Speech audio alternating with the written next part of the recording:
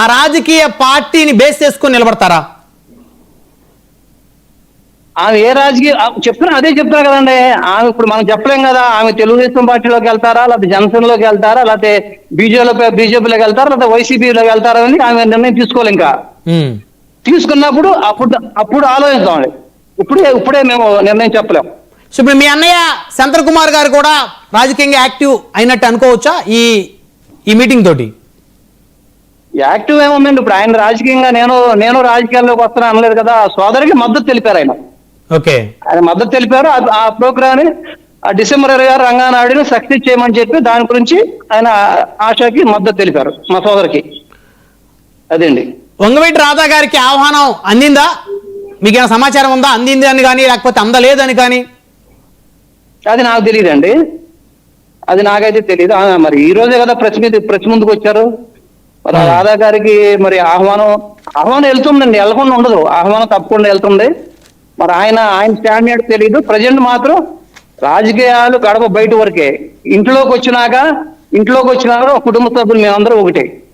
Right right right మరొక అంశం Srinivas Prasad garu, AP deputy CM Pawan Kalyan garu క్షమాపణ చెప్పాలంటూ తెలంగాణలో ఉన్నటువంటి కాంగ్రెస్ పార్టీ ఎమ్మెల్యేలు, మంత్రులు రోజుకొకరు మాటలు దాడిని పెంచారు. సో బీఆర్ఎస్ కాంగ్రెస్ ఇద్దరు కలిసి ఏపీ డిప్యూటీ సీఎం మీద మాటలు దాడి పెంచారు. సో ఆ అంశం మీరు ఎలా చూస్తారు?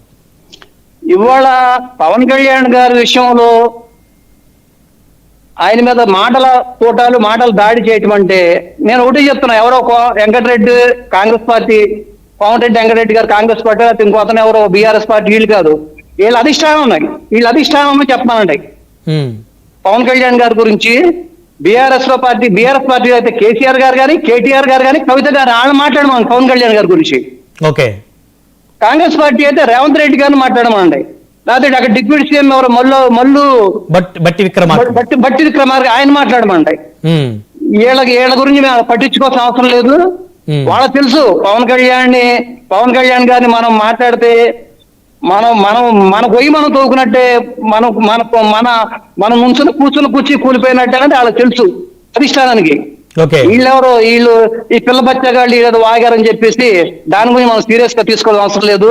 ఇవాళ నరేంద్ర మోడీ గారు లాంటి వాళ్ళు, లేకపోతే రాహుల్ గాంధీ గారు లాంటి వాళ్ళు, అలాంటి వాళ్ళు పవన్ కళ్యాణ్ గారి గురించి మాట్లాడితే మనం ఆలోచించాలి తప్పితే, లేదు రేవంత్ రెడ్డి గారు, కేటీఆర్ గారు, కేసీఆర్ గారు, కవిత గారు మాట్లాడితే దాని గురించి మనం స్పందించాలి తప్పితే ఈ చిల్లర బచ్చగాళ్ళ గురించి మనం మాట్లాడాల్సిన అవసరం ఏంటంటే. రైట్, ధన్యవాదాలు వంగవీటి శ్రీనివాస్ ప్రసాద్ గారు ఫోన్ కాల్ అందుబాటులోకి వచ్చినందుకు.